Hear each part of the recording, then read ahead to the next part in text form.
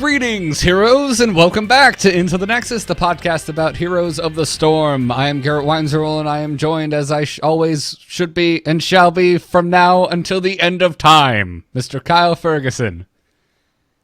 I was wrong. Here we are, big patch week. Kael'thas. Am I remembering incorrectly, and you said something last week about how you didn't think it was coming this week? Yeah, I got 2 weeks, whatever, the 19th. They wouldn't do an AMA and, release the patch, would they? I guess you're wrong. Yep, I was completely wrong. I'm happy to be wrong. Happy to be here sitting on top of Kael'thas and all the fine balance changes. Diablo running on all fours. Jumping the gun there a little bit. Just a little excited. Just a hair. A little stoked. But I did have the worst toxic experience of my life in Heroes this week. Oh, really? In fact, in all MOBAs ever. Was it me? No, dude. Actually, no. You have improved, sir. I even heard you even stuttered a little bit. You were like, well, that's the... You know what? Maybe not. And I was like, oh my God, Garrett did it. Just right out of that nosedive. Just pulled himself out. Right into positivity. Even though the game that I'm thinking about, I'm pretty sure we did end up losing that game. Yeah, I think we did too. But you managed in the first 10 minutes to, keep the GGs back, which I was very proud of you for. Fair enough. Yeah. I'm sorry, man. I just see it. I see it happen. I'm just like, well, it looks like the end of it for our heroes, everyone. There's always the boss. And no matter how far ahead you are, you can always completely lose the game when you're taking the boss. Yes, and that's exactly how we lost that game. That was rough. But hey, stuff happens. We move on, yeah. And we live to record the 50th episode of our Heroes show. That we do. Pretty excited about that. Yeah, we made it, Yeah. Feels like just yesterday. This was a tacked on section to StarCast. We were getting a little too excited during our weekly StarCraft talks, and you know what? It kind of took over. And hey, here's 50 episodes. Yeah. So I hope everyone's enjoyed. Yeah, indeed. And just so everyone knows, Kyle really wanted to add some type of gamification to today's proceedings. So anytime we make reference of it being the 50th episode, or we even say the number 50, is the word of the day, and things will happen. So you have been warned. Excellent. So, Kyle, how doth you feel? I'm feeling excited that it is our 50th episode. There it is. Wonderful. Awesome. Wonderful. It's been a good 49 episodes and some change. So, you got Kael'thas this week. I did get Kael'thas this week. And you know what? We're stumbling over ourselves. That's going to be the first thing at the top of this week's news. We're on, boys! Ha ha! Let's liven up this place! The moment is upon us. Yes, I'd mana tap that.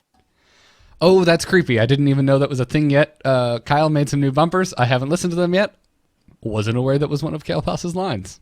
All the better for the episode 50 surprise. That is terrible, and oh my God, you just said 50! Yeah, Kael'thas is out this week, everyone. Like Kyle said at the top of the show, he is wrong, but he is very glad to be so, I'm sure. Again, Diablo running on all fours. That should have been the damn word of the day. But Kael'thas is here. I have purchased him. I have played many games with him. And I've got to say, I'm surprised by how hard I found him to get on to play out the gate. He is listed as easy, which is wrong. Completely wrong. Yeah. Completely wrong. Absolutely wrong. Guys, if you're listening, bug. This is me submitting a bug. He should not be listed as easy. So if you haven't played him, really the thing, and I want to get your opinion on this, Kyle, but the reason I find him so hard to wrap my head around is the fact that his trait isn't passive, which isn't a big deal. There's plenty of heroes that don't have that have an active trait, something you have to hit D to activate and do something with. But it it alters literally every single one of his basic abilities. So when I first got him and I got in the game, I'm just looking at all of this. I'm just like, oh crap! I have misjudged how easy he was to play. It does feel like you were sitting on top of 6 spells for your basic abilities. Yeah, I agree. No, I've gotten my head around him now, and for the most part, now we were talking about this yesterday off air, and you said that, well, maybe it's because his heroics. They're pretty straightforward, nothing too fancy. Although, as we're going to get into later, you should take very explicit note of who you're using heroics on, specifically when it comes to Pyroblast. But back to his trait, which is Verdant Spheres. So you were hoping that something would have to do with his glowing green orbs. So are you happy? Yeah, no, this feels real good. It's Arcane Mage. Bring it. Yeah, except he's Kind of totally he's totally a fire mage, but yeah. Well, yeah, but that mechanic. Also, all sort of destruction warlock kind of style. It's very World of Warcraft, using this ability to augment your other abilities. Yeah, no, you're absolutely right, and it feels good now that they've gotten the hang of it. But it was very, I don't know what the word I'm looking for is. It was very daunting when I first picked him up. Well, the most shocking thing I think is the trait has a 6-second cooldown, which is fast. Yeah, so you're always having to remember to activate it and get use out of it. And there's all kinds of talents that augment it. And, one you can get right at level 1. It heals you every time you do this darn thing, which I don't know if anyone out there has played as Kael'thas, but I'm sure a lot of you out there have killed a Kael'thas. You're probably very aware that this guy is made of wet paper. He is the squishiest hero in the game, like save for Murky, except he doesn't even have Murky's now invisible bubble. Or invincible bubble, sorry. And he's big. He's a large target. He doesn't quite, disappear into the group like Jaina does. Even Jaina has a slow to her effects. And Kael'thas has basically 3 abilities that really piss people off and make them want to get you. Yeah, which granted, his E ability, Gravity Lapse, it's a stun. So he can get away using that if he's careful and keeps it off cooldown.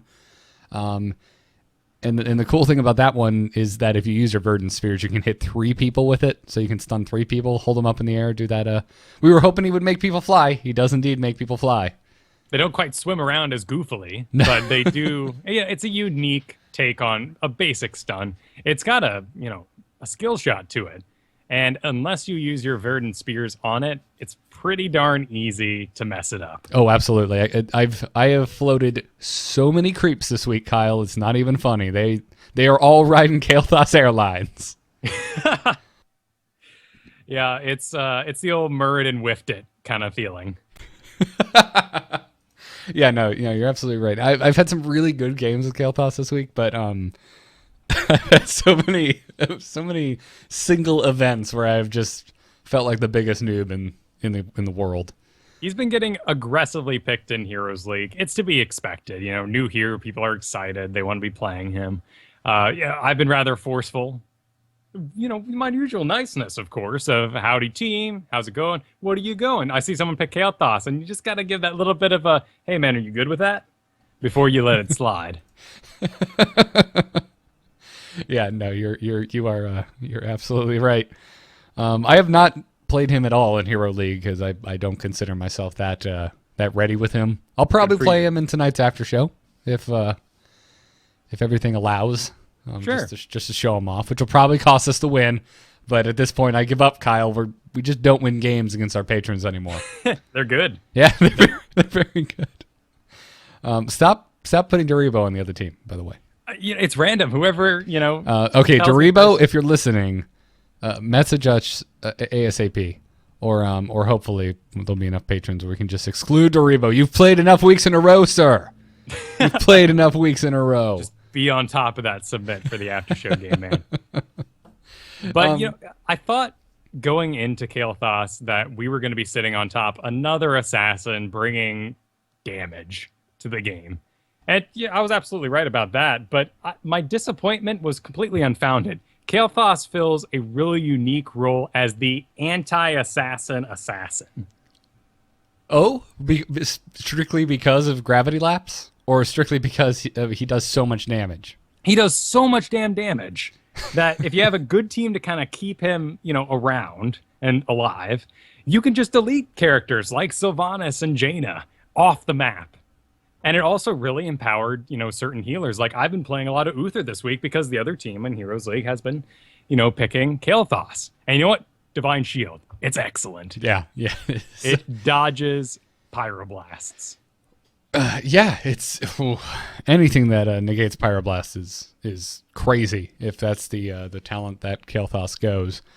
And that's a at least a weekly. Maybe not forever as Kael'thas wanes or gains popularity.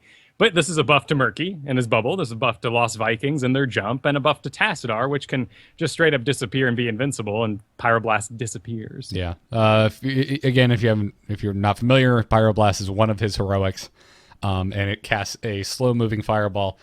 Slow-moving, putting it lightly. This thing, like you have to write it an address, put a stamp on it, and wait for the mailman to come before it gets where you're trying to send it. It is the slowest spell effect in the game. But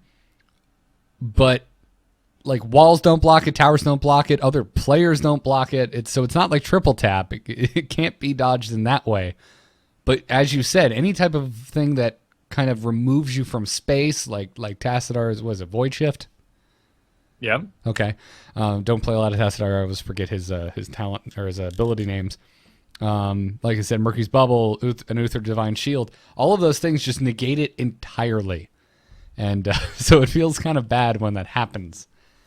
And when it actually leaves Kael'thas, he does incur a cooldown. When the channel on it, the windup is so long, though, if they die before you even get it off, like say there's a team fight, you don't incur a cooldown whatsoever. So at least it's a little forgiving in that way. Right, aren't you kind of stuck in the same sort of limbo of, is it 8 seconds? Like if your ancestral healing goes off and the guy dies before it heals? Yeah. Although that's still No. If it happens while it's channeling, you have no cooldown whatsoever. You can go right back and cast it again. Oh, nice. But if it leaves him, then you have the full cooldown to worry about, which kind of hurts. But it's fun and it hits hard. Like it's pretty absurd, and you can take he has a level 4 ability, Gathering Power, which it gives you that passive ability power increase, and that affects his ultimate or his heroic. Wow. Yeah. So if you land this on someone's say a Nova, for example, they're pretty much just dead. Goldorak makes the point in the chat room that Zeratul Blink can dodge it also. Yep, you're right, because he ceases to be for a split second. And then reforms and he has to bury his other bodies. It's all very prestige. Yeah. So I've been taking Pyroblast because I do like it, and it does tend to just straight up kill people, but you have to pick your targets very wisely. Phoenix I've played around with a lot less because it seems to be less of a win button. Sure, Phoenix eventually, I think, is going to be the preferred ultimate just because of the zone control and the amount of damage you will do to a party piled up together. Absolutely. Pyroblast, someone, just like last night with me, enemy picks Kael'thas, I pick Uther, I'm countering Pyroblasts all game. Right. Exactly. So you take Phoenix, you don't have to worry about that. Also, just imagine, Kyle, if you will, an E.T.C getting off a beautiful mosh pit and just dropping down a Phoenix on top of it. Yeah, or it does a lot of damage. Or after this week, imagine a dead E.T.C landing a beautiful mosh pit and dropping a Phoenix right on top of it. Because that can happen now. You're damn right it can. Or, Kyle, imagine, if you will, an E.T.C landing a not perfect mosh pit, but then power sliding and continuing it to make it a perfect mosh pit. Now, luckily, that power slide cannot happen with the death metal, but we'll get into that later. Last night, I had a lot of fire in my belly because these fools kept casting Pyroblast on Diablos and E.T.Cs. And, just naturally, you played a MOBA before, right? Like, do not cast this mega damaging ball on the tank. But you know what? It actually kind of worked out because the tank would bail. At least in these early, days of people getting used to it. He'd straight up run back while everyone else was kind of pushed forward in front of him, and we ended up taking the game because the tank was continually displaced. Huh, I never thought about it that way. Not to mention, I'm still seeing so many quick match games where I solo queue where people just target the tank, and they do get low enough where a pyroblast would kill them. So, not sitting here saying that should beat your strategy. It shouldn't. But if you end up in that quick match where that is the case, kill the tank. Why not? Well, there's an easy way to play Kael'thas. If you take just Verdant Spears and just flame strike it up and kind of play a lane style with him, it's not too hard to do. Though I think in the future we are going to see 100% Living Bomb spec'd fully into, and that's going to be the much more complex assassin build. Yeah, Living Bomb is crazy. Although I'm really enjoying Flame Strike right now, especially the level 16 talent. That when you land Flame Strike on a hero, it also applies Living Bomb to them. Oh, good. Dude, have you seen this happen yet? Where it's worse. At least to me, when it happened to me, it feels worse than dying to poison, because you don't see that last explosion happening. Like, it's coming. You're like, maybe I can survive, and then just explosion goes off, and you just die, and you shoot across the map. It's just, I love it. I love it when I do it to someone. I hate it when it happens to me. Yeah, the dot on it doesn't seem as powerful as that last little kick that gets you. Yeah, that's and it does some area damage too. So if folks are grouped up, it's pinging them, and there's all kinds of crazy crap you can get. I mean, I'm trying to find the talent real quick. There's a talent where the explosion off of Living Bomb then applies. Oh, it's level 13 talent, Chain Bomb. Living Bomb's explosion applies Living Bomb to enemies. So then anyone else who gets hit by the final tick of your main one, then they all get Living Bomb as well. It's just crazy town. Yep, and then level 16, you get the Flame Strike, applies Living Bomb to heroes. That's Ignite. And basically, Living Bomb, let's do it forever. Yo, dog, I heard you like Living Bomb. Exactly. The popular level 1 pick is really wrong for new players. Mana Addict is what the majority of people are going with right now, and I am seeing Kael'thas dive for orbs that they cannot survive getting. I have done that. That Kael'thas' name is Garrett.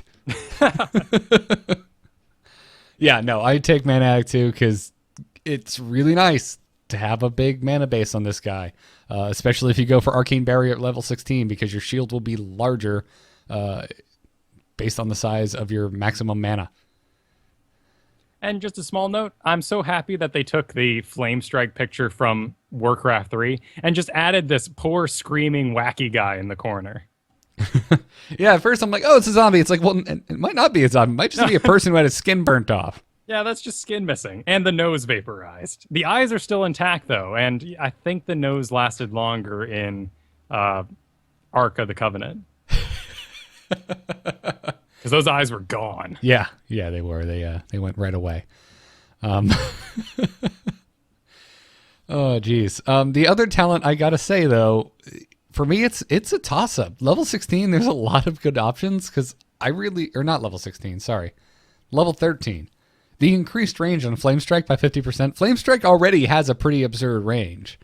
I've taken this many times for an extra 50% range on it, and the amount of kills I've gotten on people that I was just nowhere near has been amazing. Well, and this level 16 talent, Arcane Barrier, get a shield up to 200% of your maximum mana. Like, there's some cool builds for this guy, but Living Bomb is where it's at. It's fun. I like it a lot. I'm excited to see him in some tournaments. And I'm happy that, we just didn't get a generic sort of Fire Mage trait of all your abilities do damage over time. Yeah, no, Verdant Spheres is really unique. And according to John Z from Blizzard, went through a lot of iteration. He said that a really early version of Kael'thas, his spells were powered, or spells being powered automatically, basically, depending on how many spheres Kael'thas had. So they must have had this thing where he could lose and gain spells, or spend his spheres in some way. And apparently the longer the player waited between spells, the more powerful the spell would be. But they ended up ditching it. They also had automatic activation, which they ditched. They had power based on number of spheres, which they ditched. And They also had others that they didn't really go into that they ditched. So they ditched a lot of ideas when going through and designing Verdant Spheres. How would you like to have a hero, Kyle, where you had to wait? Doesn't sound like too much fun. No, it doesn't. I really like their idea for the Phoenix. Their original idea was that you threw out the Phoenix, he died, turned into an egg, then you would use Flame Strike to cook the egg, and that would cause the Phoenix to come back, and then he'd push further. Though you'd spend the whole game, of course, trying to juggle your Phoenix alive, and do I use my Flame Strike to kill people or get my Phoenix back? And, I can totally see this being one of the things where pro players go, nope, use your Flame Strike, never go Phoenix. Yeah, well, it was also a basic ability. Heroes team. When you assign a difficulty to a hero, you're not supposed to assign that difficulty depending on how hard he was to play for you developing it, compared to how hard he is now. I think that's why he's easy, because I think these guys played with these crazy mechanics, and then they got to the final version, they're like, oh man, he's a piece of cake now. Oh god, I used to have to count aloud to track my spheres or cook that egg. Yeah, now I just have to hit D every 6 seconds and think of the 3 different ways it affects my hero. It's fine. It's totally easy. Stamp him easy, guys. Stamp him easy. I might name this episode Stamp him easy. What episode's that? This one. Oh, you mean episode 50? Oh. You're a terrible person. You're welcome. Thank you. Thank you so much, Kyle. Centauric also was talking about counters, which we talked quite a bit about, but you can head on over to the official site and see more about that. The one thing he did mention that we didn't was any tanks that can get Hardened Shield. Hardened Shield is a really good counter, obviously, to Pyroblast as well. So 75% reduced damage will go a long way with Pyroblast. Yeah, I think so. Though, I know E.T.C lost it this week. He did, but he got Storm Shield, so it's not the end of the world. Okay. So if you still really want a panic button shield, you can still get one. It's just not the same. And the numbers are dwindling. And it helps your entire team, not just you. Which I kind of like. The problem is when we get to it, E.T.C's got a lot of awesome to choose from at level 20. It's a little silly. The way it should be, though. Yeah. So, any closing thoughts on Kael'thas before we move on? No, I haven't picked him up yet. I'm enjoying killing the crap out of him. He's a bit papery for my particular style. Even Vala, just too papery. I enjoy Raynor, long-range damage, and if anyone decides to wail on me, I just stand there and take it. I like to be surprisingly resilient. I used to be the same way, and for whatever reason, Tyrande aside, who has been my love affair for the last 2 months now, I've gravitated towards these papery people. Like I've got Jaina to 9, Vala to 9, and now I'm really enjoying Kael'thas, who, when I first got him, the first few games, I was having buyer's remorse. I wasn't really enjoying him. Now that he's kind of clicked, I'm like, no, I dig this guy. Well, and Tyrande taught you a lot, and that is positioning. Jaina's going to teach you that too, but she has a couple buttons like sprint and the slow that's going to help you out. Yeah. No, it's a very good point. But let's get into the meat of the show. This will probably end up being the rest of the episode. Let's talk about the patch that dropped this week, because it's massive. It's hefty, and it's full of reworks and talents being removed, but not so much just straight number tweaks. They've more kind of positioned themselves in a place so that when we move into open beta and eventually full release, they can patch this game much easier than changing a full hero. Yeah, no, you're absolutely right. Some of the general changes, though, one I was really excited about, and then I realized I use the feature it's disabling too much for the benefit it would be giving me. You can now enable an option so that you can right-click through the mini-map. This is something that Kyle will inform you that I do on accident a lot and tend to get myself killed. Only because you're vocal about it. Because it's one of the most angry... That might be one of the big distinctions between, newer players and casual, skilled players. I'm sorry, are you calling me casual? Sure, yes. I'm calling you casual. You go straight to hell, Kyle. It's not a bad word. I'm casual. I play the game for fun. It's more relaxing than, say, StarCraft. Like, it's a pretty easy game to play. You just have to know and have a lot of back knowledge to be good at it. I don't think, those two are mutually exclusive. Fair enough. It's the fact that the mini-map isn't the same size, doesn't take up the same space in every single game that bothers me. Right, and I guess here's a better point. The difference between an enjoyable teammate and one that frustrates you is the enjoyable teammate never mentions when he screwed up, really. If he did screw up, he goes, darn it, and dies. This is Kyle saying that he doesn't enjoy playing with me, folks. I enjoy playing with you, but it can get a bit grating when people are continually pointing out their mistakes. And you're like, well, if you're screwing up all the time, maybe we shouldn't party up. Either way, I'm happy to have this edition. It's great for players who are using the locked camera because you're not using the minimap anyway to move. You're continually clicking in front of yourself, Diablo style. You can still use the minimap to move with a locked camera. Sure, but because they're not going to be looking extra places, and that's more, really what I use the minimap for. If I'm moving through the bushes and, just making my way to a tribute or something, I'll hold down my space bar and click in front of my hero just in case I happen to walk through a bush and there's a hero there. I'm not staring at the minimap and I die. Yeah, I use the minimap more to inspect that push going on bottom lane while I'm top, or look how my friends are doing. No, you're right. I do the same thing, but I do actually right click on it to move. Like say there's a tribute, I just right click in the general vicinity where the tribute is, just to get myself starting to go in that direction, especially if I'm quite far away. Exactly. So, you know what? Much like the new disable chat feature, it's something I'd say, don't disable those two things. But I understand if you're just getting into this game, why you would. Yeah. And just real quick, to defend my fellow brothers in arms who mention when they screw up, don't feel bad, Kyle, because you don't mention when you screw up and select heroes like Anub'arak or Abathur. It just means you're not aware of how bad you are. Hey, thanks for that change last night. I was rocking the Anub'arak.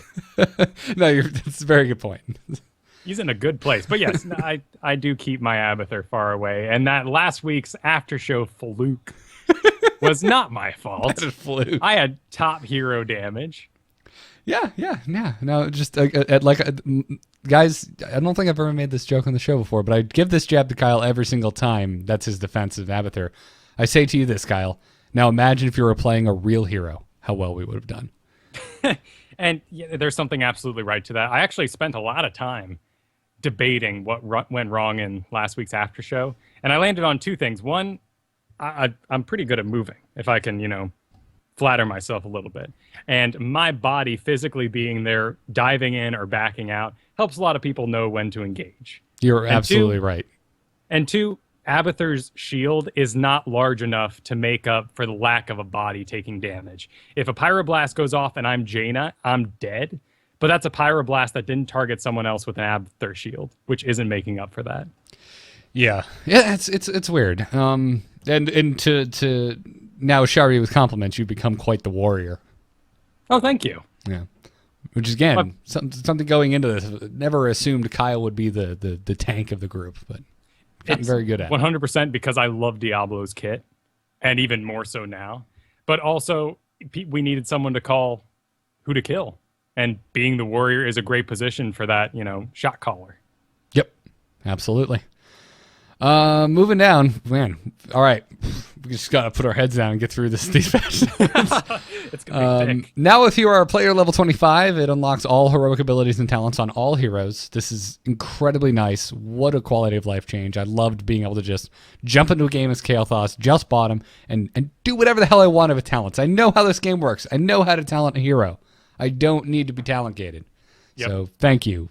25 is too high in my opinion, but yeah, thanks. It was going to be 30. Yeah. 30 is just asinine. 25 is I think still a little too high. I don't know. Maybe switch it to 50.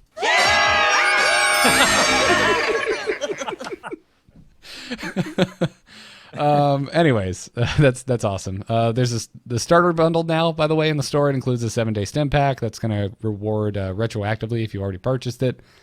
Skins now have rarities. I don't know why. Who cares? It's not like we have a chance of winning them.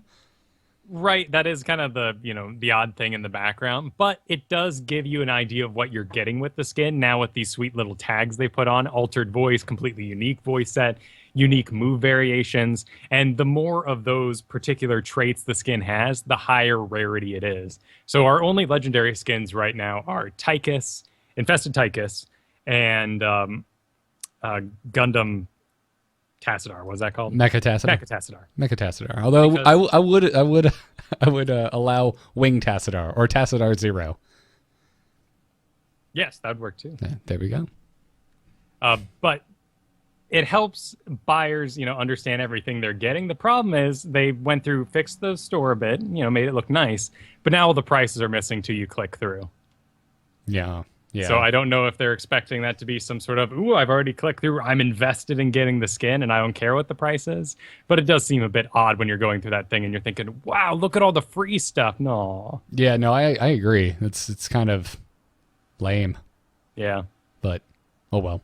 You know what isn't lame? Diablo's new mount, Terror Charge. He's on all fours, Kyle. You got what you wanted. Oh, he looks great. It's such a good animation. They did such a good job. Oh, it's so predatory. It looks awesome. You do need to select it if you're playing Diablo. Don't just dive into the game and expect you're still going to be on horseback. You have to go into your mounts and select it there at the bottom. But it is awesome. Mounting up is such a huge part of Diablo closing any distance and saving his charge. So this is practically a game mechanic for him. Yeah. It's great. They did a good job. And since it's retroactive, you're not stuck with the Asmodam where you can only ride a magic carpet. If you want to ride a tiny pony as the Lord of Terror, you can still do so. Yeah. And it's completely free, which is great to see at this stage of the game. Yeah, absolutely. It feels like it should be. Because it feels like Zagara or Asmodam. Like this is something you, as the character he is, he kind of should have had from the get-go. Which makes me wonder again about when and if the Diablo 3 female Diablo is ever coming, because I'm not sure that would translate to that model. Yeah, I'm not sure. The abilities in Diablo 3 aren't that unique, though we do have that whole shadow level thing that happens, which would be real cool to see a prime evil Diablo character outside of him. Down on all fours would be a bit odd in that previous model, so I think it's going to be its own character. Yeah, though I do expect to see skins for like male barbarian being, or female witch doctor. But hey, male barbarian could be the two-hander barbarian, and we have a completely different character. I just accidentally pulled my headphones off my head. Happens. Yeah, it does. I for all the Diablo, the playable heroes from Diablo, I expect to have both genders at some point. It just makes sense, but no rush. The following heroic abilities now have an invulnerability overlay image for the affected players. So if you get Sanctification placed on you by Tyrael or Divine Shield by Uther, you now have a visual cue to go along with it, other than just the spell effect around your hero. It's all shiny. It helps to communicate for you to get your ass back in there because you just got saved. Yep. Or if you're Jaina, you should probably still keep running back till you're full healed. Jaina or Kael'thas. Bunch of general talents got changes and whatnot. One thing I'm really excited about outside of the game, the talents tab is now enabled in the end of game score screen. Finally! Good. I forgot this wasn't enabled, and on Monday I tried, and I'm like, oh yeah, it's still not in the game. And then Tuesday it was here. Grayed out. Always kind of odd, but I welcome it. Yeah, absolutely. Clairvoyance now breaks units within its radius out of stealth. It doesn't just reveal them. It straight up knocks them out of stealth. This is happening all over the board. Tassadar's visual is going to kick people out of stealth, and it is now renamed stealth instead of cloak. This was an actual tooltip that happened inside the patch notes. So interesting, because that to me suggests incoming more stealth heroes that aren't cloaking, which would be your rogues and whatnot. No, I agree. And it makes sense. Although we'll get in later on down the road here, there's a lot of bizarre talents that are very similar to other talents, but have different names just for the sake of flavor, which is, I feel like it's starting to be a little too much. It's the StarCraft team, after all. Yeah, it's just like, can we just leave it the same, give it the same damn name? Like, why? I just want to make sure you're ready for The Witcher and your Ignis and your Chipotles or whatever. just say Chipotle. I don't believe that's a sign that the Witcher can cast. Isn't that a shield? It gives you mad diarrhea. Yeah. Fire breath. Oh, I'm so excited for the Witcher. Focused attack and follow through both got basic attack damage increases. Healing Ward, as we talked about last week, it can now be struck by AoEs, and they now have 50 health plus 15 health per level, so the health will scale. But you need to learn some new discipline with your Healing Wards, everyone. Make sure you're not just dropping it right in the middle of a fight. Right, I've seen many vaporized in the middle of a combat this week. Yeah, absolutely. Ice Block can now be reactivated to cancel its effect early. Huzzah! Good. Very excited about this. I may actually try taking it. And the promote had its buff duration increased by double. It's up to a full 30 seconds on promote. So, yeah. So if we remember about, I mean, my goodness, was that about 4 months ago when they just straight up nerfed every promote ability? They are all now up to 30 seconds. They used to be infinite, but down to 15, now back up to 30. So this includes Zagara's Infest and Asmodan's General of Hell talent. yeah. Chat rooms made a really good point. I said 50. And I missed it. I need to give you you need to get the ability to play bumpers too, so when you just notice it, you can just smack it. Ooh, that'll be a dark day. We'll have sound offs. It'll be like radio theater up in here. Yeah. A bunch of heroes got reworks, specifically a couple very popular warriors that it was kind of interesting to see reworks. Centauric got on and actually explained their whole reasoning behind it, which I feel is really important to understand what we're about to talk about. Centauric said that we really view warriors as excellent at a few things: initiating fights, high self-sustain, unlike support who are all ally focused or allied sustain focused. Warriors are also supposed to excel at damage that ramps over time and have the second best CC in the game. They currently favor supports as far as getting the best CC in the game. So Diablo and E.T.C got a bunch of changes this week. But Centauric wanted everyone to know that it actually had little to do with the current meta. The reworks were being done on the design side almost for over 5 months now. They've been working on these. They said that apparently they wrapped on them about 4 months ago before going. Wait, okay. They started 5 months ago and they wrapped them about 4 months ago, and then it went over to art and sound and QA, etc. So, let's talk about the changes. So you're a huge Diablo fan. You've played many games with him already this week. How was Diablo's rework? What does that mean for Diablo players, Kyle? It's very delightful. He's right where I want him to be, and they didn't change his kit. You're still feeling like that pro wrestler grabbing people and pushing them around all game. But on paper, it's a little confusing because the first things you'll notice is his trait was traded out for base percents instead of the, points and the 1 point of health for every soul. But then if you augment, you got 5 points of health for every soul. And now it's just nothing but percents. And all of his talents affecting his trait are now percents as well. So to know exactly if he got buffed or nerfed in that department, it's going to take some time. But I really like where he is. They made him tanky in a late game life stealing kind of way, taking advantage of not only his new level 20 ability, but also his talent where he deals 1% of his life as damage and gains that damage as health. And that's a level 13 talent. Oh, crazy. So like most warriors, his early talents now, you can really invest heavily into upping his regeneration and health, which is great. That's the way he previously played. And then later in the game, you can put some pretty heavy investment into doing damage, which is cool because if Diablo gets picked, you're most likely not picking a second warrior. And then late in the game, you might be so ahead that you can enjoy a really risky pick at level 13, 16. Gotcha. So how is his lifesteal abilities now? His trait never changed. He still plays a lot like a regenerative tank. Level 1, you're going to be, for tank's sake. You do have block now. which was completely unavailable to him.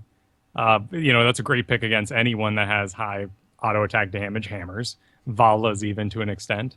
But I love the Soul Feast, which increases your health regeneration by 3% per soul.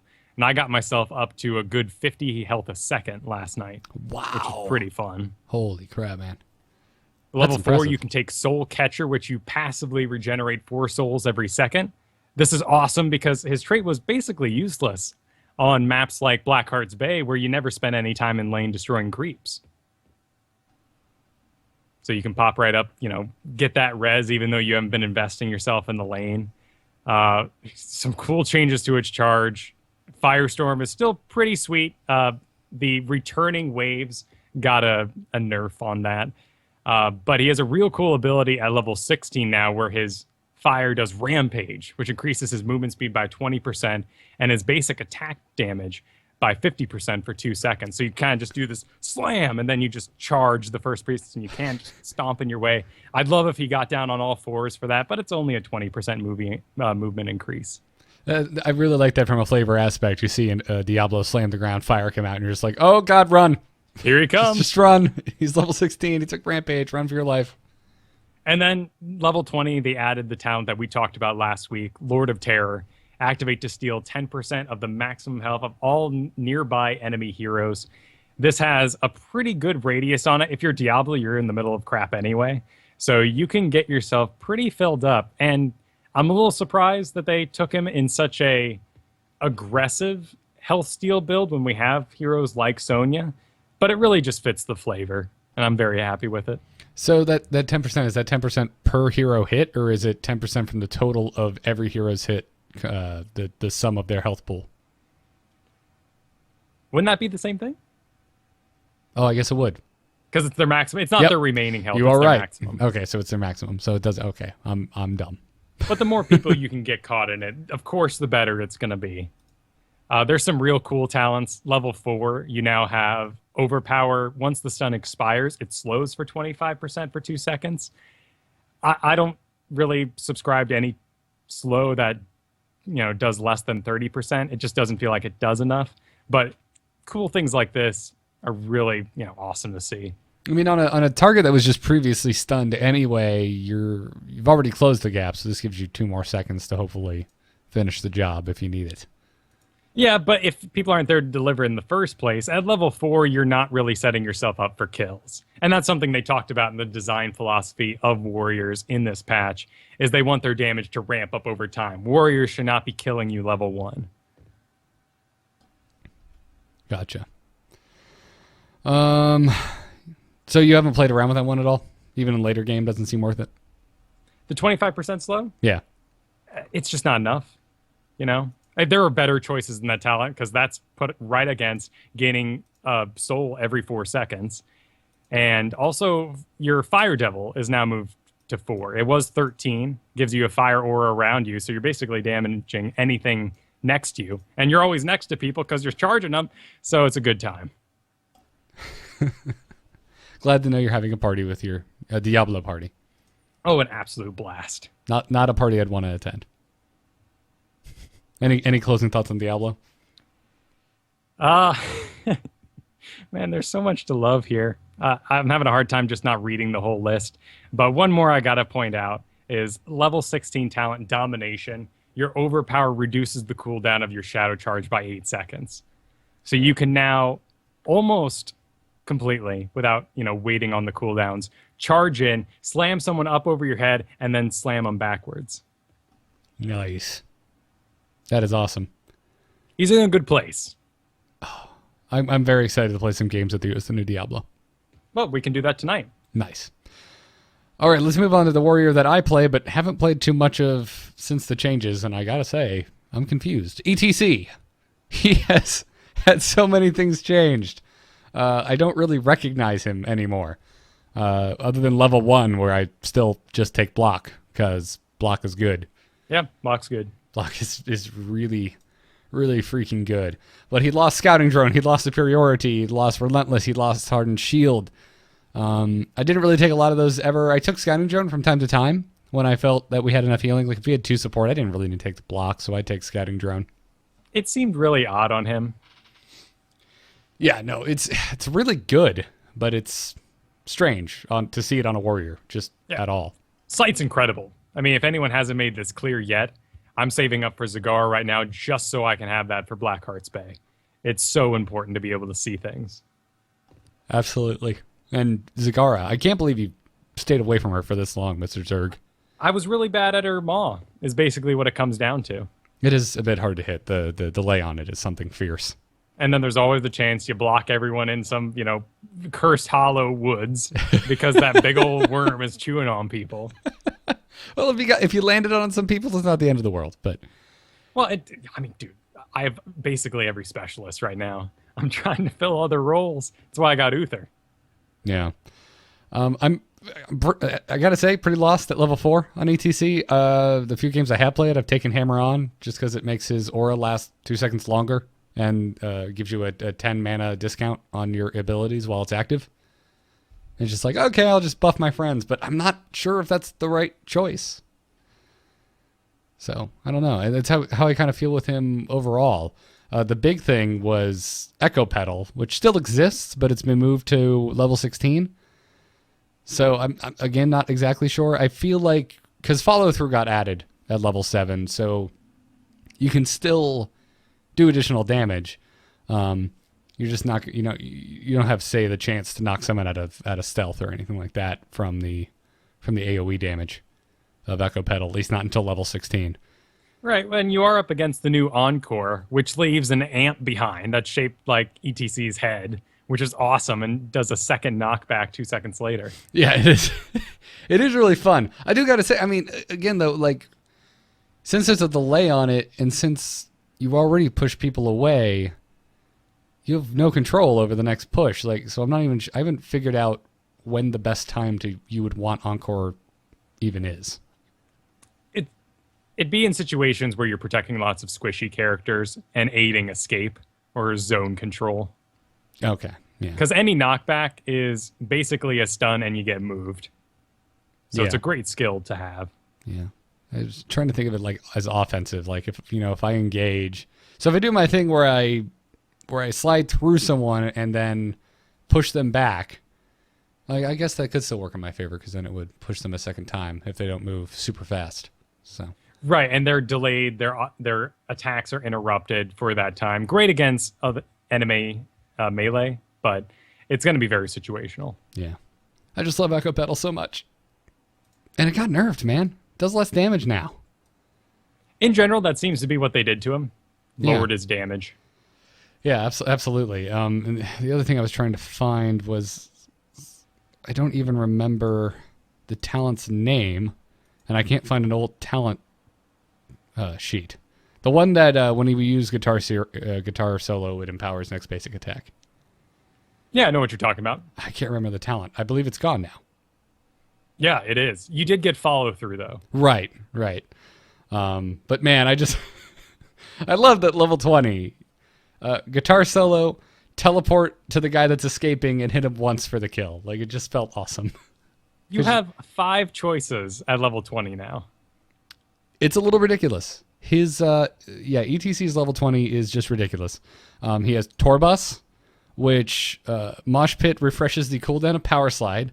So obviously you can only take Torbus if you have Mosh Pit. You can now Power Slide during your Mosh Pit, which then also increases the duration of Mosh Pit by 2 seconds. So if you whiff, you can just move a little bit. Like, this is crazy. I haven't had a chance to try this one yet. Yep, you just barely missed, and there he comes. Yeah. I was so excited for death metal. That's the only thing I've tried so far. But he's also got Crowd Pleaser, which increases the impact area of stage dive and reduces its cooldown. Death metal, which we talked about last week, but if you don't remember, when he dies, he uses a ghost of E.T.C, does a mosh pit. And you don't need to have mosh pit to take this. You can take stage dive and then take death metal and have a mosh pit upon death. As we said, Hardened Shield is gone. Now he has Storm Shield. I love Storm Shield. And he still has Bolt of the Storm. But, man, whereas before I always went Bolt, Now it's like, God, there's so many good options. Yeah, I think everyone's happy to see his damage fall and his play style remain the same. Yeah. His basic kit, his kit hasn't changed. It's just his talents have gotten a huge rework. So he's still filling the same role. He's still stunning people briefly. He's like a mini Dragon Knight. He's in there. He's pissing everyone off. I don't know. I still like him, and I'm glad they didn't change his kit up. I was very relieved to see that. So, yeah. That's all I have to say about ETC. At the moment, I don't have a build I'm married to. No, and it's nothing like Stitches where ETC is not seeing play. I've seen plenty of ETC since this patch came out. Oh, absolutely. And I still see Stitches. You just can't miss those hooks, man. You just can't miss those hooks. That's what it comes down to. So, Sonya got a big rework as well. Now, we're both not particularly big Sonya players. I actually bought her 2 weeks ago. I didn't really bring it up on the show because just played a few games and I was like, I don't know what to do with her. Yeah, she's always kind of been in that weird place of, second sort of support warrior or maybe a damage-oriented warrior. She's one of those picks that I do not want to see in the first, basically, 3 of a Heroes League draft because much like Tyrande, the whole team kind of goes, what? Okay, you pick Tassadar, and if the Tassadar goes, I'm going damage, everyone goes, oh, thank goodness, we don't need to panic. I panic when I take Tyrande and I don't see anyone else on the team start hovering over support. I'm just like, no, you know I can't do this on my own, right? Exactly. Please, somebody, anybody, and then it gets to number 5 and you're like, come on, go support, and they take like Zeratul and you're just like, well, we lose. Right, and as we've said before, you can't just take a Tyrande and an Abathur or a Tassadar and you get a full support. And it's kind of the same thing with Sonya. At least in the past, you couldn't do a Sonya and an Anub'arak and expect to have the same sort of tank going on. So Sonya has been reworked twice now. This is her second iteration, and she feels even more damagey and lifestealy than she was before. Yeah, she also got follow through, by the way. So her and E.T.C can be these damage dealing warriors, and which is great. We're definitely lacking after the Raynor nerf, and Vala is always going to kind of be an auto attack hero, but we're lacking them severely. You have a Jaina, you have a Kael'thas in there. You just want someone who can clean up, no matter if their mana is high or low. And Sonya's going to fill that role right now. Her War Paint, which basic attacks heal you for 25%, got a buff, which now means with focused attacks, with follow-through, and focused attacks, as we said earlier, got increased to 75% additional damage. So she has an awesome auto-attack build you can do right now. Nice. The thing is, I mean, I don't think either of us have really played her a lot. Have you had any games with a Sonya? Is she actually filling the sole warrior position, or is she still kind of this weird off damage dealer? She's still off. She was free to play this week, so I did get in there and play quite a few games as her. The auto attack build has done wonderful things for Wrath of the Berserker, which was an underpicked talent. Increased all your basic attacks and abilities by 40%. You combine that with, your levels up to it. 1, War Paint, get heals when you do basic attacks. 4, focus attacks. 7, follow through. 10, you're going to be smashing people, and it feels real good, and it's a lot of fun. Maybe she should be translated over to Assassin, but the lifesteal's too good, and it's more powerful than Kerrigan's shield. So she is a warrior.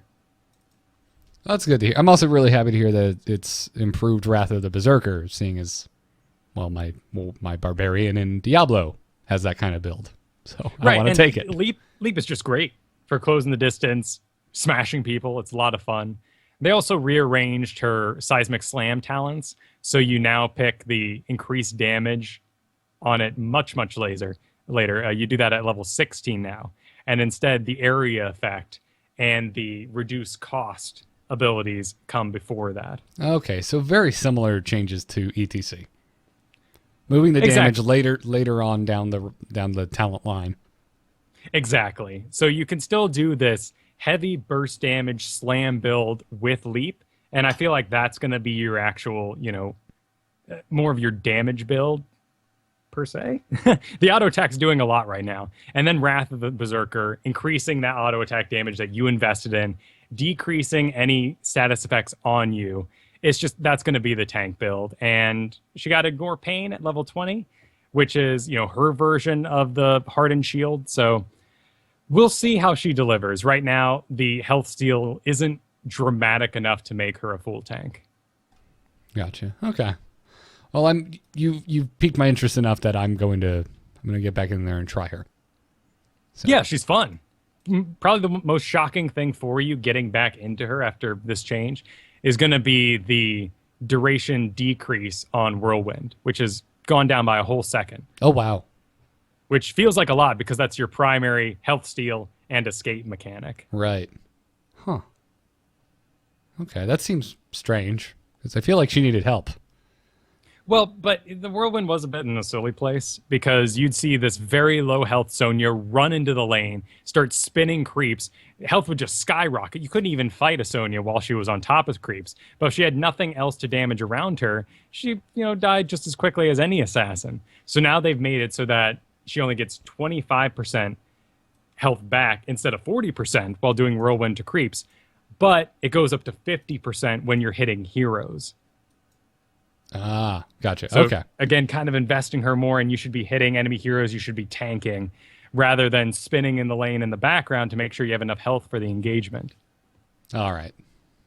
Well, I want to try this basic attack build that you're talking about. It's a lot of fun, and you do a surprising amount of damage. I'm gonna force you to coach me, Kyle. All right. I'm gonna make you do that thing you hate doing. I lined it out there for you. The only thing I'm sad about those two particular builds is that I love Poison Spear, and the damage on it got increased to 50%. Ooh. Well, that's and cool. I'm having a hard time taking follow-through because of that. I think you'd be a better coach now because you talked a lot of smack at the top of the show, so I feel like the hate is growing within you. I'm becoming more impassioned. Yeah, exactly. Let it flow through you. Strike him down. Take your place at my side. Stuff like that. All right, let's rapid fire through the buffs and the nerfs, shall we? Yes. All right. So, those who were buffed. Nova, her one in the chamber talent, got a sizable increase to its bonus to basic attack damage. Raynor's penetrating round had its knockback distance increased. Also, multiple changes to Inspire. The attack speed bonus was increased.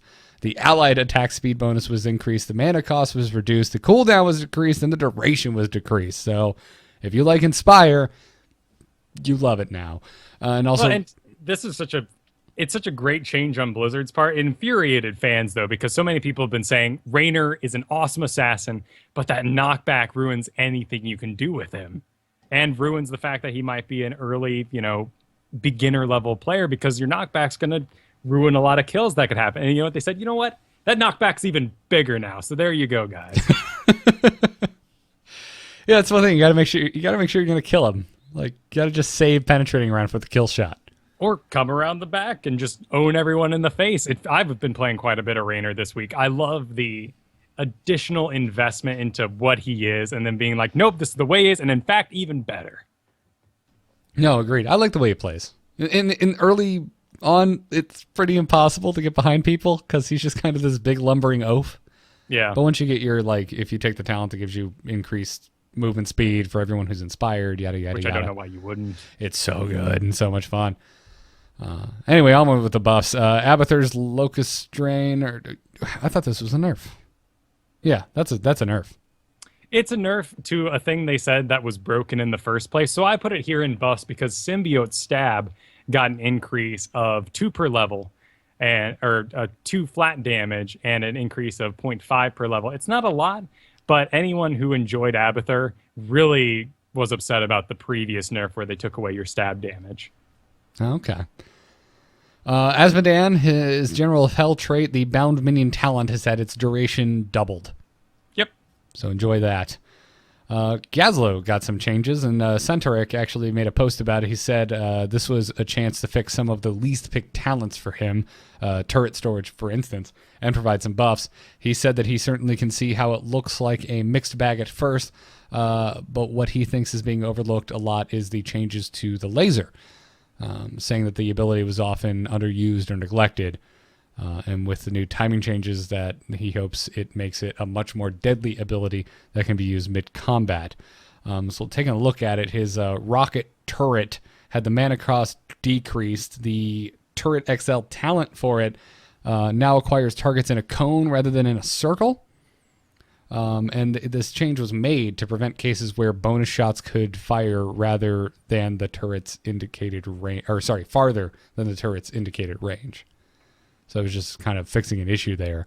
The turret storage talent that Centauric mentioned was moved from 16 to 13, and but the maximum turret charges was reduced by 1, so from 4 to 3.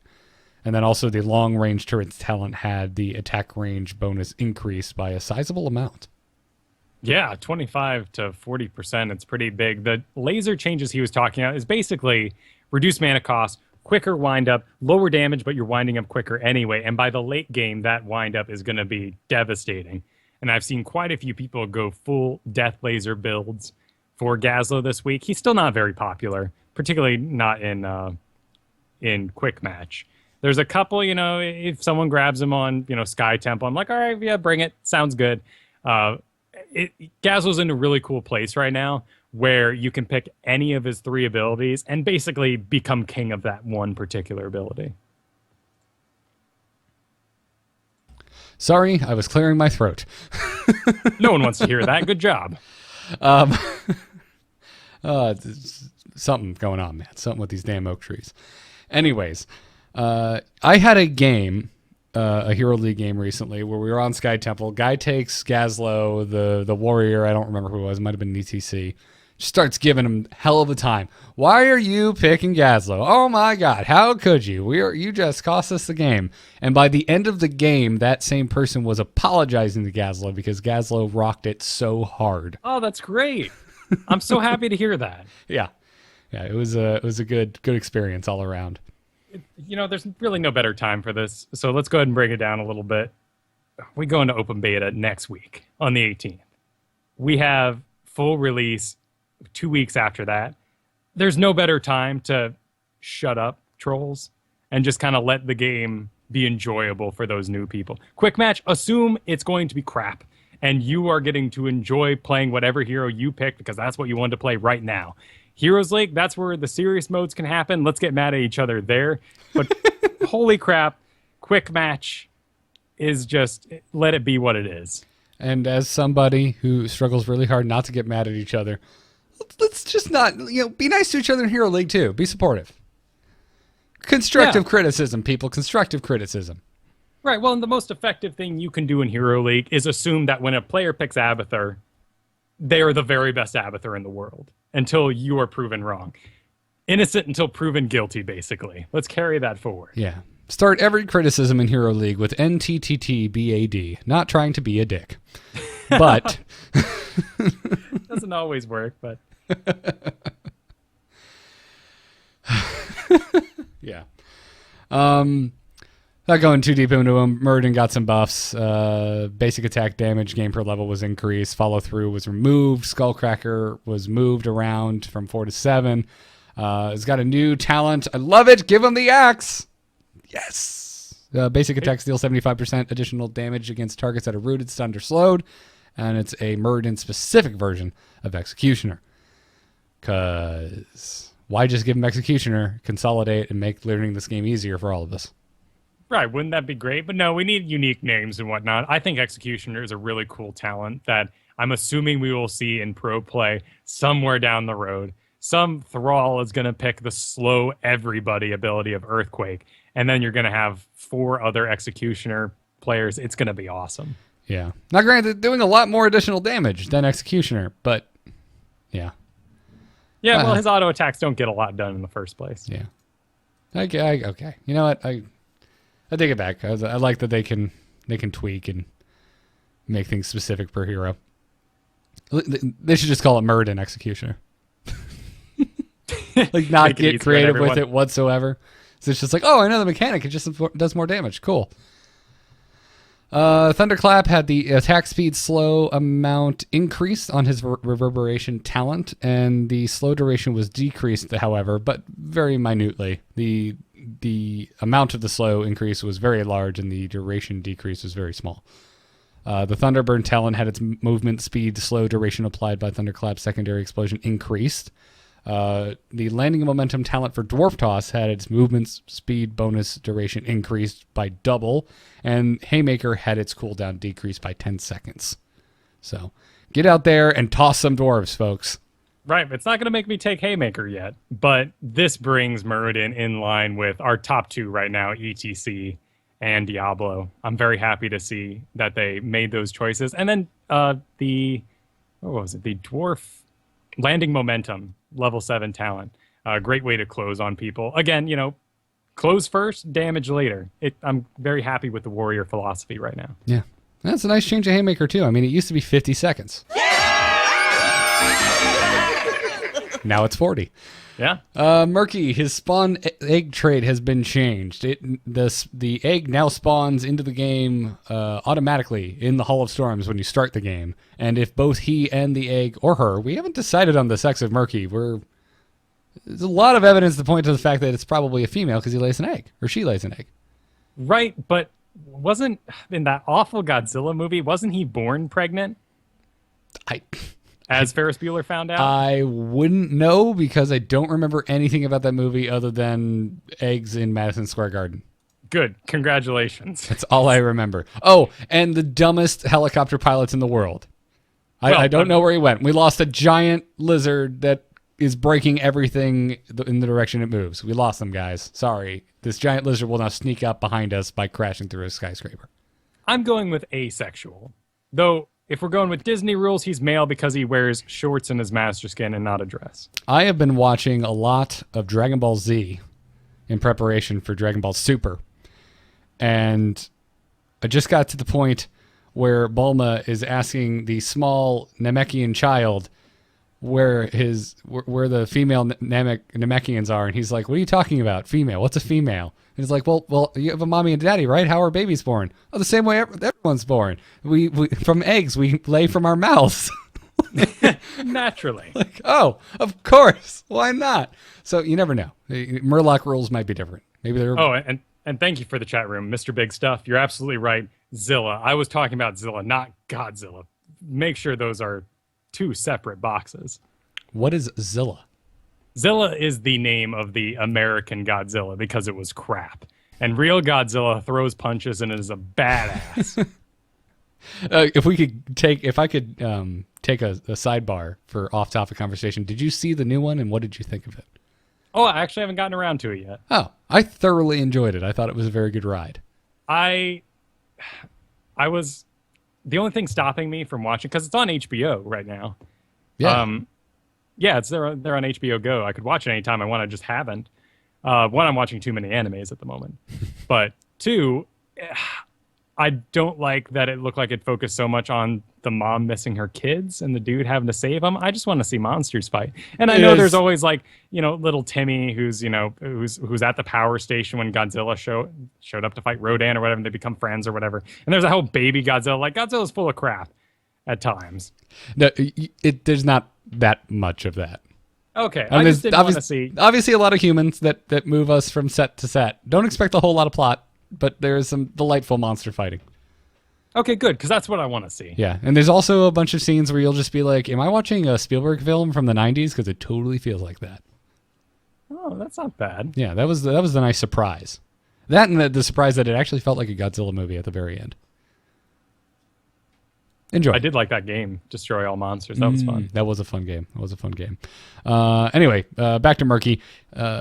Spawn Egg also will not be placed on cooldown in either of the scenarios where, obviously, loading up in the game, it won't be on cooldown. And when both you and your egg are killed and an egg is automatically placed at the Hall of Storms, it also does not incur the cooldown. So, no worries there. Yep, so Murky will now spawn with an egg, is the short of it. And this is great for whatever hellish free-to-play Murky Week is coming on the horizon. Yes. Zagara's Infest had its duration doubled, and Tacidar's Oracle trait now reveals enemy units slightly faster. I'm going to just pass to you for Anub'arak, sir, because you are a resident Anub'arak player. All right, so Anub'arak got his AI fixed. Now this is going to work so that if he's attacking an enemy and the beetle spawns, he will target or attempt to target the target that you are currently wailing on with your auto attacks. If you are not attacking anyone and a beetle spawns, it is going to attack the nearest enemy, whether that is in lane or, a hero next to you. And then they will now pursue that particular target they got when they spawned until the enemy dies or until they lose track of them. So the only way you can ditch a beetle that is starting to wail on your butt, much like a hydralisk, is to get behind a wall. But unlike a hydralisk, you can run into a bush and it'll, lose its interest and go back to pushing the nearest lane. What this has done, though, is given Anub'arak an absurd amount of damage he did not have before. When you do a tank build on Anub'arak, it's even previously, it was basically a beetle build with one or two changes towards the end, and now you can just go full beetles. It is great. The auto spawn on them, the increased damage, and then you do the talent at level 7 where whatever damage they do, 50% of that comes back to you as health. And then it's even worth taking right now, the level 16 talent, Beetle Juiced, where if they get a kill, they increase by 100%. These things will mess you up. And I am having an absolute blast on Anub'arak. You were very unhappy about the Beetle AI leading up to this change. It was very frustrating, and you would feel so awesome, particularly at level 20 when you get Rewind. And, Rewind is not an easy skill to use. All those buttons reset, and, you got to use them well in order to make full use of it. And you'd just be swimming in beetles, and they'd all go wander off to the nearest lane or just fart around in the woods. Well, they've got things to do. They have a life to lead. They've grown up, Kyle. You need to learn to let them leave the nest. Well, you know what? The yoke's back on, and these damn beetles work for you now, and I'm very happy with this change. Awesome. I honestly didn't know to what effect this thing was going to be turned up to, and they just knocked it to 11. These things are crazy aggressive. Also, these changes can seem real light on paper, but they are amazing. Impale, cast delay removed. So no more do you have to really aim out in front of people. These things shoot immediately, and then burrow charge, cast delay significantly reduced. You used to almost have to kind of like do a little dance, burrow, and then dive. Now you just dive right in the ground the second you cast it. Yeah, his survivability went way up. And also his ability to catch up to someone getting away. Yep. It's very nice. Moving on to the nerfs. Sylvanas. Super minor. Super minor. She now has a new talent at level 7 called Remorseless. It replaced Follow Through. It does exactly what Follow Through does, except less good. Yep, lasts only 3 seconds and does only 25% extra damage. You know what? Should have seen this coming. Follow Through was amazing on Sylvanas because you're basically always using spells, so you always had a bonus to attack. Yep. The Lost Vikings, we talked about this last week. The changes are here. The jump cooldown has been increased by 10 seconds. The Longboat raid, your Vikings are now stunned when they come out of it for 1.5 seconds. Only if it's if it's destroyed before its duration ends. So if it goes for the full duration, no issue. You're not stunned. Don't worry about it. And Play Again actually got buffed. All of the Vikings are now restored to full health upon casting Play Again. So. Right. Still not seeing any Play Again.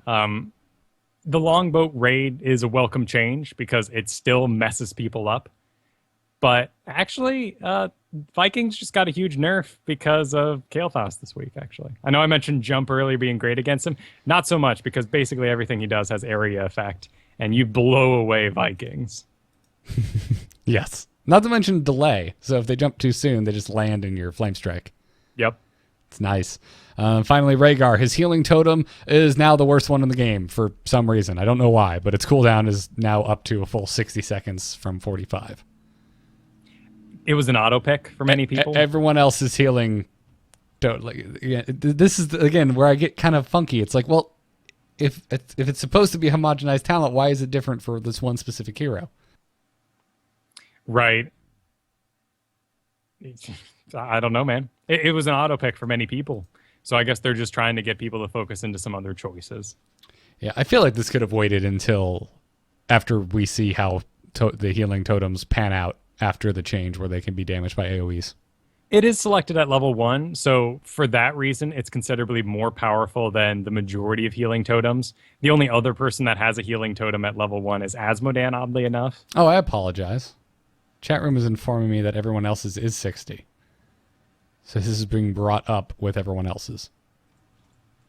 So it is no longer unique and special. Gotcha. Okay. Alrighty. Yes. It is confirmed. Let it be known. I'm like, I'm just looking at this. I'm like, why? Never mind. That makes a lot more sense now. His other change, Farsight, now breaks people out of stealth rather than just revealing the area. Yep, which we talked about at the very beginning when we talked about the change to clairvoyance. Yep. So Farsight being his version of clairvoyance. Damn it, SC2 team. So that will do it for the massive patch. Make sure to go to the official site and see the patch notes in full. Just because it's not in the bullets doesn't mean I'm not going to discuss this. It's huge news. The Heroes of the Storm World Championship has been officially announced, Kyle. Yes, And- Mike Morheim hinted that there was going to be more to come after Heroes of the Dorm was such a success. Yeah. And here it is, the big BlizzCon tournament. Yeah, it's huge. It's ridiculous. It has a $1.2 million prize pool, 500,000 of which is going to be dished out at BlizzCon, 200,000 of which is going to the winning team alone. I'm so boggled by this. I'm also confused as to why Hearthstone has the smallest prize pool and it's the most popular game. Because it's 1v1. That is a good point. But that doesn't explain StarCraft. But Well, whatever. StarCraft, you're funding careers there. I think Hearthstone is kind of a side project of many esports players. At least that's my assumption. No, people are definitely career Hearthstone players. It's not as established as StarCraft, though. Not even close. So that is a very good point. Right, and you're expecting, there are teams, of course, in Hearthstone where their money is going to be divided up into. It doesn't seem quite as strong, though, as something like StarCraft, where you pay your team, and then you pay that guy who helped you practice, and then you pay everyone who was sleeping in the bunks in the same room as you. Yeah, which, of course, is different team to team.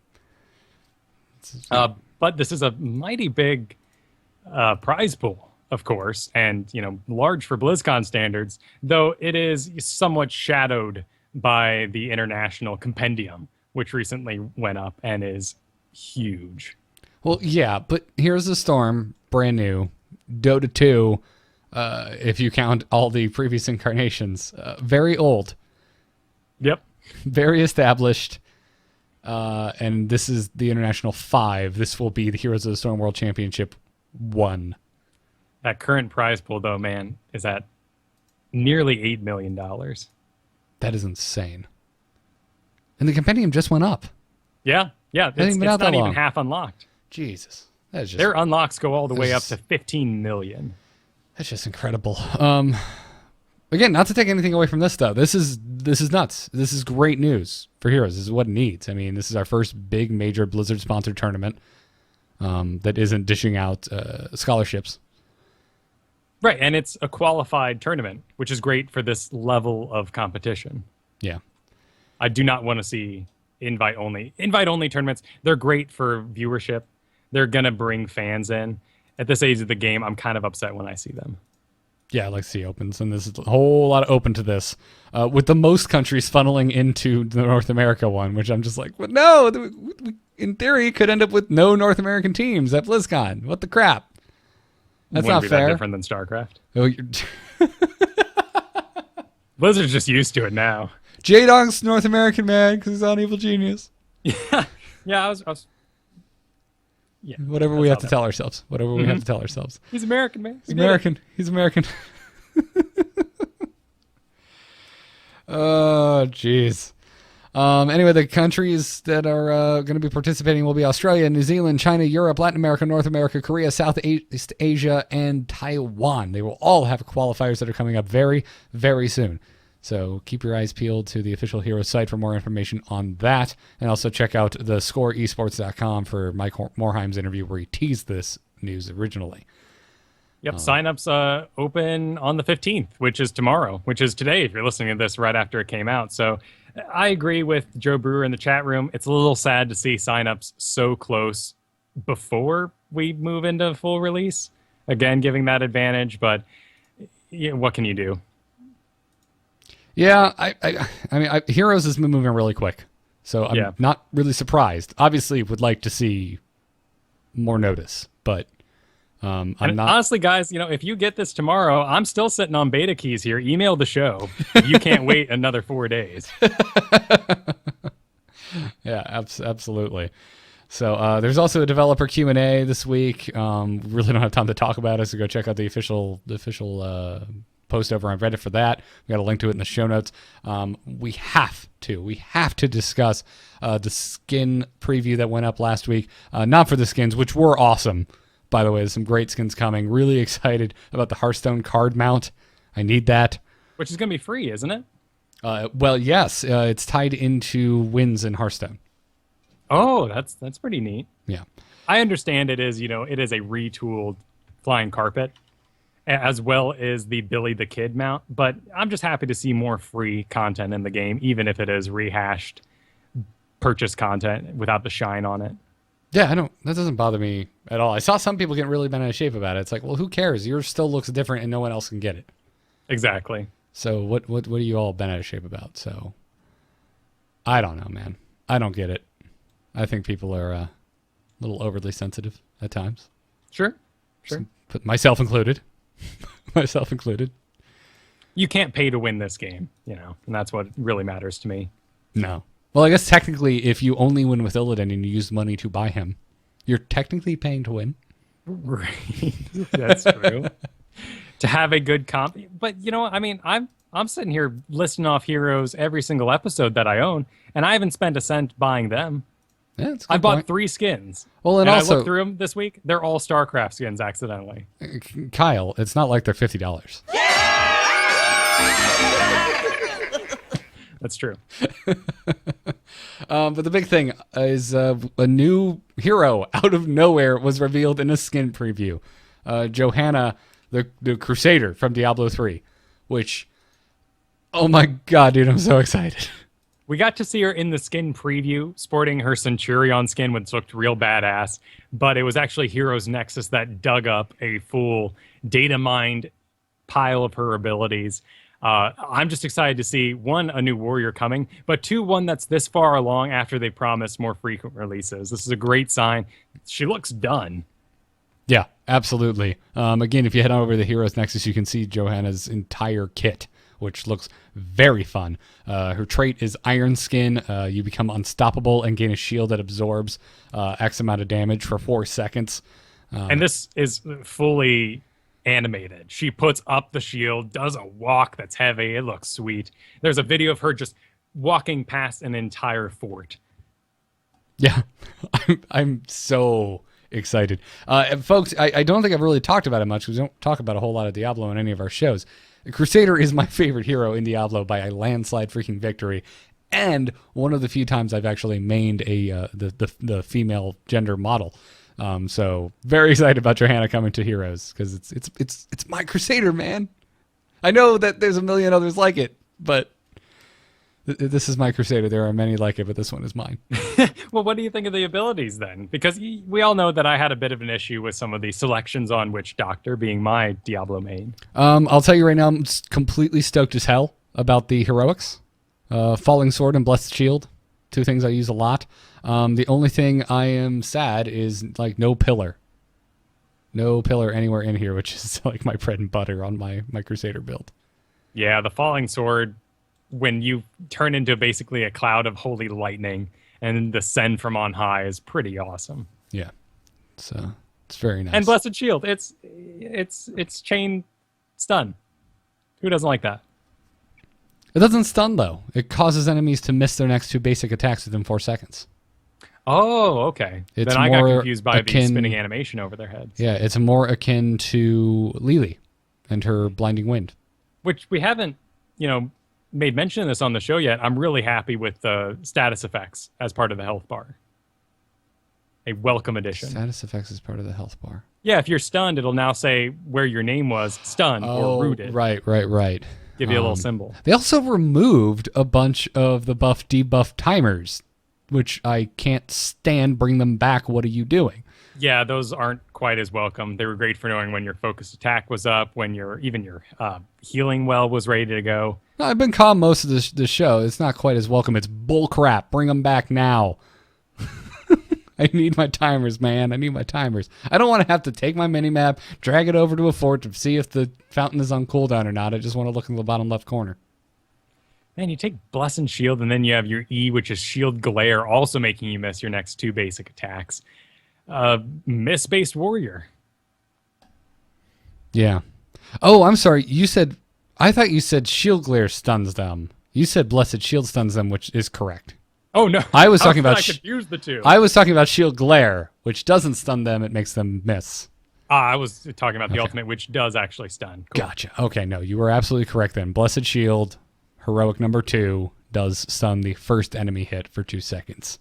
But then it maddening. Yeah, but then it bounces to 2 nearby enemies. And I'm going to assume at level 20, there's something that makes it do something even more annoying. It increases its range and the distance that it bounces... and the maximum enemies hit. Oh, okay. I was thinking maybe it would up the stun count, but no, it still just stuns the first target hit, which is fine. Totally cool. I can't wait to play Johanna. You're sitting. I mean, how could you avoid this level 20? Indestructible. Upon taking fatal damage, gain a shield equal to your maximum health for 5 seconds. What? Just keep on trucking. Oh, that was like the old Ardent Defender on Paladins when they first got it. It was just like, hey, warriors, I know you guys got like 37 buttons to hit, but I have like the best tanking cooldown in the game, and I don't even have to press anything. I guess this is more akin to the Death Knight ability now. I wouldn't know. I don't play a Death Knight. I did, but let's see. I'm digging desperately for it. Come on, Darkwalker. Oh. Noxic doesn't want to load on me. Oh, well, moving on. Alas. Well, that's going to do it. We're rapidly running out of time, so we're going to take one email before we end the show. Shall we? Darkness stopped calling. Does anyone else hear that buzzing? Hold on. Darkness just texted me. Thank you for the new bumpers, Kyle. You're welcome. Makes me happy. Brandon wrote in to itncast@gmail.com and said, hey guys, new listener and player here. Just curious on your view of the stim packs. I just hit level 10. Purgatory. Thank you, Alpha. Sorry, what? Purgatory is the name of the Death Knight ability. In World of Warcraft. Upon sustaining fatal damage, you last 3 more seconds, and if you can be healed out of it, then you live. Gotcha. I'm so glad I couldn't wait until I was done reading. Sorry.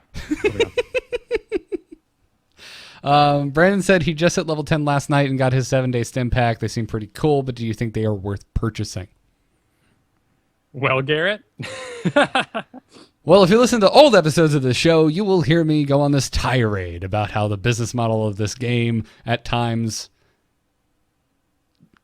abrases my skin in a rough and at times itchy fashion. Mm-hmm. That said, I've bought many, many, many stim packs now. How many? I've probably bought 3. Oh, wow. Yeah. 30 days? Yeah. So 3 months? Yeah. I dropped $30 on stim packs, I think. It's not bad. It's not terrible.